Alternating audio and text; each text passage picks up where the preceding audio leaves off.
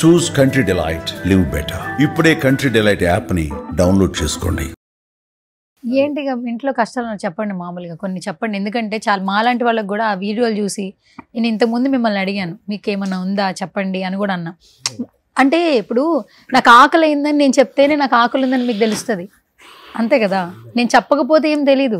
ఈ వైరల్ పిక్చర్లో మీరు కనపడితే ప్రతి ఒక్కళ్ళు ఇంటర్వ్యూలు చేయడానికే ప్రయత్నిస్తారు, ఎవరైనా అంతే. మీ పొజిషన్ మాకు కూడా తెలియదు యాక్చువల్లీ. ఫ్రీగా చేశారు, ఇప్పుడు చెప్పేవారికి కూడా తెలియదు. ఇప్పుడు నెక్స్ట్ ఆపర్చునిటీస్ రావాలంటే డబ్బులు కావాలి కదా.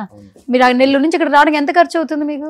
అంత ఎక్కువ ఏం ఖర్చు అంటే ఇంకా ట్రావెల్స్ ఖర్చు, అంత ఇంకేం లేదు. ట్రావెల్స్ అంటే అక్కడ పనులు వదులుకొని ఇక్కడ అంటే అక్కడ ఇంకా అక్కడ మళ్ళీ వీళ్ళు స్కూల్ సెలవులు దాన్ని చూసుకోవాలా, ఇంటి ఫ్యామిలీని చూసుకోవాలా, అంతే మెయిన్ చేసుకోవాలి. మన డెవలపింగ్ గురించి మనం వచ్చిన అవకాశం వదులుకోకూడదు. ఛాన్స్ మనకి పేరు వస్తుంది కదా అనే విధంగా ఫస్ట్ అలాగా చేయడం. తర్వాత ఇంకా ఏమైనా ఉంటే తర్వాత వస్తుందిలే అనుకొని ఇంకా చేస్తా ఉన్నాం అంతే. ఖర్చు అంటే ఇంకా అదే, ఇంకా అక్కడ పని ఆగిపోద్ది కదా ఇతనికి, ఇంకా ఆటో పని ఆగిపోద్ది. ఆటో నడుపుతున్నావా? డైలీ ఆటో నడపాలి తప్పుతూ. సముద్ర ఆట కూడా మత్స్య సంపద కూడా లేదు, తగ్గిపోయింది కదా ఇప్పుడు, ముందులాగా చేయట్లేదు. పక్కన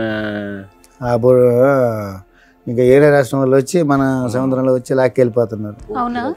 ఉండే కొండి మత్స్య సంపద వచ్చి అట్టే తగ్గిపోతా వస్తుంది. అంటే పోర్టులు కట్టేసి ఇలా ఇంకా మీరు ఇక్కడ నుంచి వెళ్ళిపోండి అలా అంటా ఉన్నారు. ఇప్పుడు మత్స్యకారులకి ఆ పని కూడా పోతుంది తగ్గిపోతుంది మేడం. ఇప్పుడు పూర్తిగా మత్స్యకారులు అనేది ఇక రసించిపోయేటట్టుగానే కనిపిస్తుంది అంతే. పోతుంది. చాలా ఊర్లు కూడా కంపెనీలు రావడం వల్ల పోతా ఉన్నాయి కదా ఊర్లు, అక్కడ నుంచి ఇంకా వేరే దగ్గరికి బ్రతుకుతారు అలా. ఇట్లా అన్ని ఒకటి పోతూ ఫ్యామిలీని చూసుకోవాలి, కష్టపడి ఈ టైంకి ఇంకా మారిపోయారు కదా. అంటే ఇంకా జనరేషన్ వరకు ఇంకా మారిపోతున్నారంటే ఇప్పుడు మా రేంజ్ లో ఉన్న వాళ్ళకి మారిపోతారు మేడం. ఇక ఆ వయసులో పెద్దవాళ్ళు ఉంటారు కదా, మేము మారమంటే మా వృత్తి ఇదే, మా మత్స్యకారుల వృత్తే ఇదే, మేము ఇక్కడి నుంచి పోం, వాళ్ళని అరకట్టండి అని చెప్తున్నారు అంతే. మా సంపద అంతా వచ్చి వాళ్ళు తీసుకెళ్ళిపోతే మేము అక్కడి నుంచి యాడ్ చేస్తాం. దీనికి సొల్యూషన్ ఎట్లా అన్నా? మరి ఎన్నో కుటుంబాలు దీని మీద ఆధారపడి ఉన్నాయి కదా. అంటే అందరూ చదువుకోలేరు కదన్నా. ఇప్పుడు మీరు పిల్లల్ని బాగా చదివించాలంటే మీరు ఎక్కువ కష్టపడాలి, మీ పిల్లల్ని చదివించాలంటే కూడా.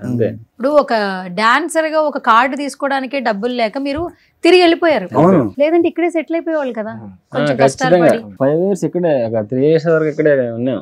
5 years దాకా ఉన్నాం, వెళ్తూ వస్తూ